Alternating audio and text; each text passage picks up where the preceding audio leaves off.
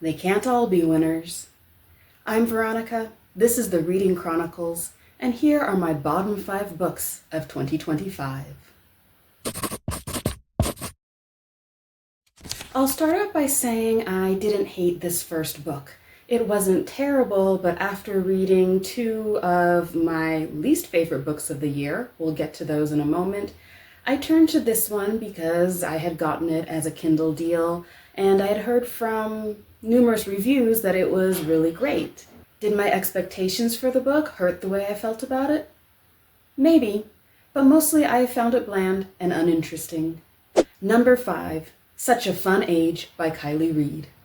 On what would turn out to be a fateful night, Yrsa receives a call from her boss, Alex Chamberlain, asking her to come to the house to take out her young daughter while she and her husband deal with a rock that has been thrown through their window. Yrsa leaves the friends that she's been partying with, comes and picks up the young girl Briar, and takes her to the nearby Market Depot, a grocery store that she's used to visiting. It's not long before Yrsa is approached by a security guard and asked if Briar is her child. She responds that she's babysitting, but the security guard takes one look at her in her party clothes and says that she doesn't look like she's been babysitting. It turns out that the guard was alerted by another shopper who heard Briar say that Yrsa wasn't her mother, and being a mother herself, this made her nervous. What's not being said underneath all of this is Briar is white and Yrsa is black. When no amount of explanation about the situation resolves it, Yrsa is forced to call Mr. Chamberlain to come to the store and convince the guard that she has every right to be with Briar that night.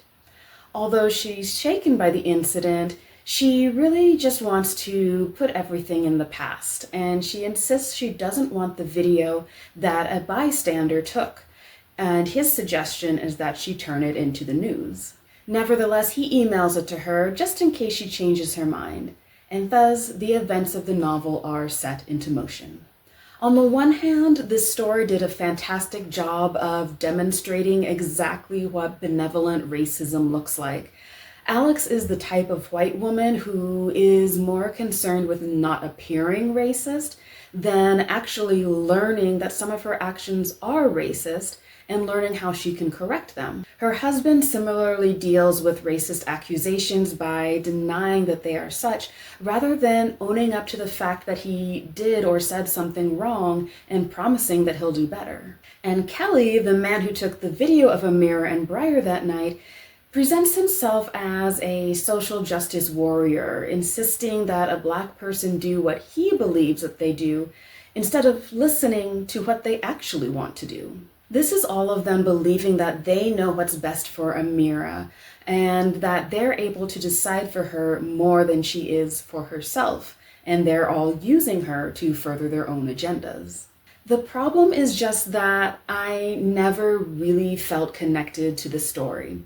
Alex is insufferable, as I'm sure she's supposed to be, but being in her head and watching her ingratiate herself to Yrsa after the incident, trying to become her friend after she discovers that she's dating someone, trying to give her life advice, was just hard to read, and not in the good, challenging way, just in an annoying way. That said, a previous incident in Alex's life that had racist overtones but was not in fact racist is never really explored. The person who committed the wrongdoing happened to be black, but they were not reported to the police because they were black. But this is never really mined for the exploration of race that it could have been. And Yrsa, for her part, never really comes across as a strong character, just someone who wishes not to make waves. She neither stands up against Alex's behaviors, nor stands up for Alex, as some of the accusations about Alex's racist actions truly have no foundation. For example, Alex once gave Yrsa a polo shirt to wear over her own clothes to prevent them from getting dirty while working and playing with Briar, and Yrsa chose to continue wearing that shirt. It was never Alex's suggestion that it be a uniform. It was simply a way to keep Yrsa's clothes clean.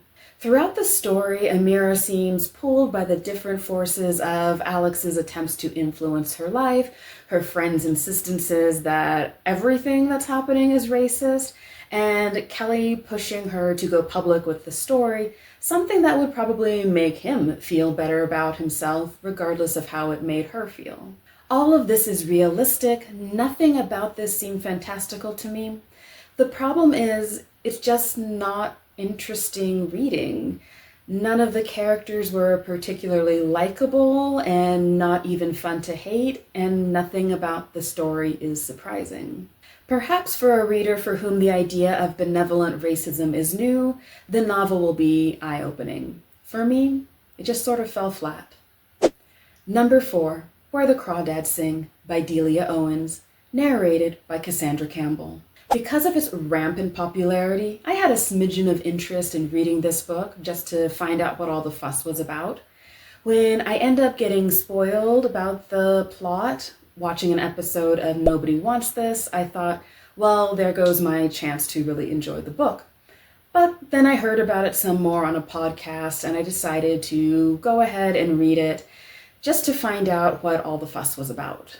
I chose to listen to the audio because I was still kind of convinced I wouldn't like it, and at least I could listen to it while going to the gym and running errands in my neighborhood, and it wouldn't take up any of my precious physical reading time. So there are times when I pick up a book because it's popular, just curious as to why, and I find out that it's actually fantastic, contrary to my prior opinions. This was not one of those times. Set in the marshes of North Carolina, the novel follows a girl named Kaya who grows up essentially alone through the 1950s and 60s. Interspersed with this are scenes from 1969 when a man named Chase Andrews is found dead.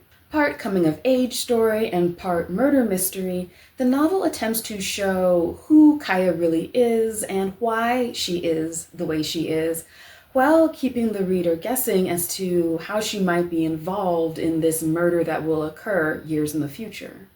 The plot is nothing new. I kept thinking of Kaya as a modern-day Boo Radley, a person who is isolated and feared and treated as different because society never welcomed them in or gave them a chance. By the age of 7, all of Kaya's siblings and her mother and father have left her alone in North Carolina. She manages to sell the mussels she catches to make some money, and having gone to school only one day in her life, she becomes literate thanks to the kindness of Tate, a local boy who also fishes in the waters nearby. Years later, as an adult, Kaya becomes involved with Chase, and the two timelines converge, leaving the reader wondering exactly how much Kaya is involved in what happened. It's easy for me to see why this was so popular. There's romance, there's sex, which I found super cringe, there's the murder mystery that's supposed to make us keep wanting to turn the page. It's a simple story. We're meant to sympathize with Kaya and be amazed that she eventually became a famous nature writer, being that she only learned her ABCs with Tate. We're meant to believe that we would never treat her with such disdain as the town treated her, and take in the platitudes about how treating someone different actually makes them different in our eyes. The morals are overt and spoon-fed to the reader, never making them actually stop and think about the nuances of society and how people are rarely just good or bad, and they're always a mixture of the two. As to whether knowing the end of this story prevented me from enjoying it, I think it actually prevented me from hating it. Because I knew what was going to happen, my main concern was why it was going to happen, although I guessed that pretty quickly too. If I hadn't known the twist, I'm pretty sure I would have been angry. I'm not going to say exactly what that twist is, although this might be a slight spoiler, so skip ahead to the next timestamp if you don't want to hear anything else. But the twist is, there is no twist. What we think is happening is what's happening. This is really just the author's attempt to generate more interest in the story by making the reader think there's a twist. I wish authors these days didn't feel the need to always try to put a twist in their story because it doesn't always work. And if you don't do it well, it just seems dumb. Number 3, The Ballad of Songbirds and Snakes by Suzanne Collins, narrated by Santino Fontana. This was actually my second attempt at reading this book. I tried to read it when it first came out because, as a fan of the original Hunger Games, who wouldn't want a story that tells us more about this world? I ended up DNFing it because it was just so boring. I could not understand how the woman who created this compelling dystopian saga could subsequently write something that was the literary equivalent of cooked cabbage. I've put off reading Sunrise on the Reaping because while I am really interested in Haymitch's story, I wanted to have finished this one first. So I picked it up again, this time on audio, hoping that I just hadn't given it enough of a chance the first time around, and also hoping that the audio would help push me through the boring parts of the story. I did finish it, but I wish I had been wrong about not giving it enough time. The Ballad of Songbirds and Snakes endeavors to tell the story of President Snow and how he became the tyrant that we know him to be in the original trilogy. I'm not 100% sure what Collins' intentions with this prequel were. Presumably the purpose is to humanize Snow, but the way that Collins does it, mostly through romance, just doesn't work for me. If you've been living under a rock, avoid dystopian YA literature like the plague, or like me, have been putting off the book, the driving force of the novel is that it's the 10th annual Hunger Games and the Capitol has to find a way to entice the citizens of Panem to tune in and watch it more. Thus comes the idea to liven up the fighting in the arena by giving the tributes mentors, and the mentors come from students from the Capitol Academy, including 18-year-old Coriolanus Snow. He's assigned the female tribute from District 12, of course, because we have to put in every connection to the original trilogy we can, and her name is Lucy Gray Baird. Over the course of the mentorship and preparations for the games and an incident in which Lucy Gray saves his life, Snow begins to fall in love with her. Or something, because it's much less like love and much more akin to a sense of possession. If Collins' intentions were to portray a highly toxic male individual, then she did it with Snow.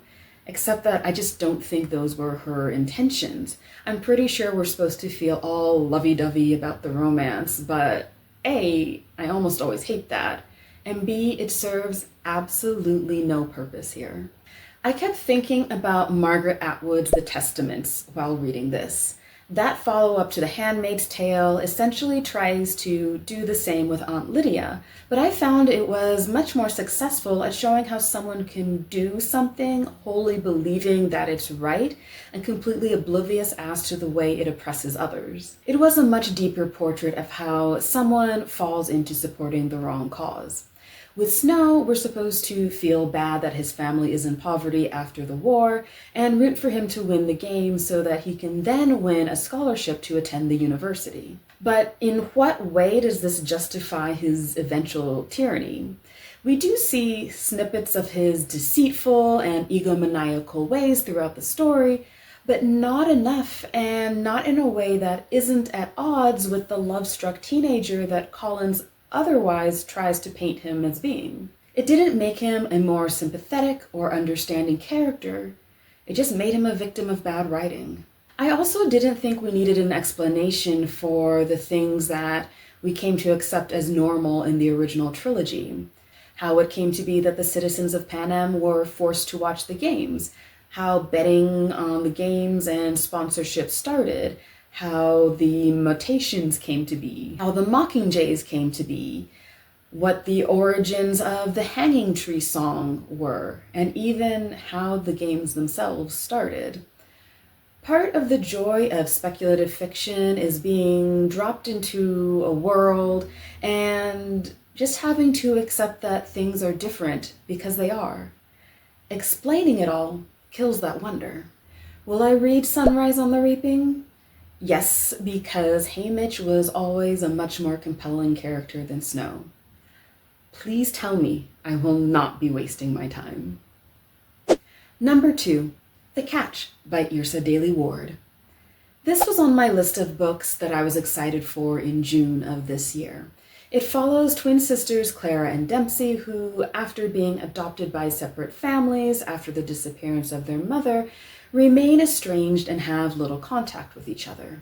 That is until Clara sees a woman in her 30s who bears a striking resemblance to the mother who supposedly disappeared into the Thames decades ago. By this point, Clara is a celebrated author and is always in need of validation, while Dempsey has had to be content with leading a quiet life, interacting with few people, and accepting herself as the lesser of the two. This disturbing event leads the sisters to finally come together and confront the resentments that have been brewing since they were children. The novel presents some interesting ideas, the greatest of which is how being raised in different families can affect the way a person turns out. Because Clara was the hardier of the two, she was adopted by an upper-class couple, while Dempsey, who may have special needs, it's not directly stated to be the case, was adopted by a single and unaffectionate man. Questions of what it means to be Black, especially a Black woman, abound throughout the novel, especially in an incident relating to the girl's hair at the hands of Clara's mother. And while Dempsey seems to be mostly happy being alone, her underlying desire to be wanted is revealed not only through interactions with her upstairs neighbor, but also through memories with her adoptive father. It's a real study of how nurture, perhaps more than nature, shapes who we become. Unfortunately, that's about all I found to like in this novel. The story is told in alternating chapters from the sisters' point of view, but the narrative is so similar that I didn't really feel like I was reading two viewpoints or two separate characters. While that might have been intentional owing to the girls, or I should say the women, being twins, it made following the dual threads difficult, and I don't think I should have to go back to the chapter titles to remind myself whose story we're following. I was also not satisfied with the ending and the complete lack of explanation of what was really going on. Clara firmly believes this woman is her mother and that she can take certain steps to prevent her from coming to being, even though this would violate a time paradox. And Dempsey believes she's a con woman, which is a much more reasonable explanation, although that is not where the story lands. Instead, there was this weird, timey-wiminess that was neither here nor there, and that left me wondering what I had just read, and not in a good way. I'm all for dipping one's toe into science fiction, but this novel didn't really seem to know what it wanted to do and opted for a supernatural ending without building any of that up in the preceding pages. For those who enjoy the combination of a dreamlike quality, unreliable narrators, and a total lack of sense of what's really going on, this novel might work. For me, it did not. And the worst book I read last year? All Fours by Miranda July. This book was everywhere, and it would have been impossible for it not to have come into my view at some point, but the subject matter, that of a wife and a mother on the verge of a midlife crisis, never really appealed to me. So why did I read it? Because, like I said earlier, when a book gets a lot of hype, sometimes I'm curious and I wonder if my refusal to read it is actually preventing myself from reading something that I might love. It was nominated for a National Book Award and the Women's Prize for Fiction, after all. Plus, I had a student who wanted to read it, and so I agreed to read it too, so we could discuss it in one of our lessons. She ended up not finishing it. She made the smart choice. I kept on because I wanted to be able to critique the novel in an educated way. This story centers on an unnamed narrator in her mid-40s who, at the prospect of traveling from California to New York to work on her art, decides to leave her husband and child in their home and drive across the country by herself. However, about 30 minutes into the trip, she exits the highway, rents a motel room, and strikes up a non-sexual affair with the young rental car attendant she meets at a gas station. I think he was a rental car attendant, if I remember that correctly. Regardless, she promptly becomes obsessed with him. She spends money with abandon, involves his wife in the situation, and engages with him in the least sexy behavior while trying to make it sexy. It was like at 45, she had become 15 again, and not in the way that youth is unmarred by the trappings of adulthood, but in the way that youth can be oblivious to all logic and sense and hang on the tiniest crumb of attention, mining it for every drop of meaning. I would not want to return to that time again. It was exhausting enough the first time around. There was one shining spot in the novel, and that's when the narrator is convinced she's starting to go through menopause and starts asking her friends for their experiences of it. Contrary to the popular belief that menopause is an ending and a time to mourn the loss of one's prime and vitality, her friends all have positive things to say. My chronic migraine stopped completely after menopause, says one. No more endometriosis pain, says another. I never had or wanted kids, so I feel excited that there is no possible way I could make one now. And I've contributed 4 people to the world. I've done my part. My body is now mine because it can't be anyone else's. That last one stuck with me because it succinctly captures the feeling that we live with every day, that our body is not ours. It exists to be in service of others, to produce, to be desired, to be taken, whether we want that or not. Conversations around menopause have been growing rapidly these days, and I think in large part we have to thank celebrities like Halle Berry for advocating for open discussion of this natural phase of women's lives. But honestly, I've never seen such a celebration of menopause as I did here, and it made me realize that it's something to look forward to and not something to dread. Aside from that, the only moment of joy this book brought me was when I took it to a silent book club meetup. I sat next to a woman, and when she saw that I was reading this book, she said, "Oh, I read that for a book club and I hated it." And I said, "I hate it too." And then we discussed how much we hated the book. It was a delightful evening. That said, I'm clearly not the audience for a woman who is trying to escape the trappings of marriage and motherhood, but even so, I have a hard time understanding how anyone had any response to this book other than disgust. It earns the title of the worst book I read last year. So, those were my bottom 5 of the year. Which books left you disappointed in 2025? Let me know in the comments. See you in the next video.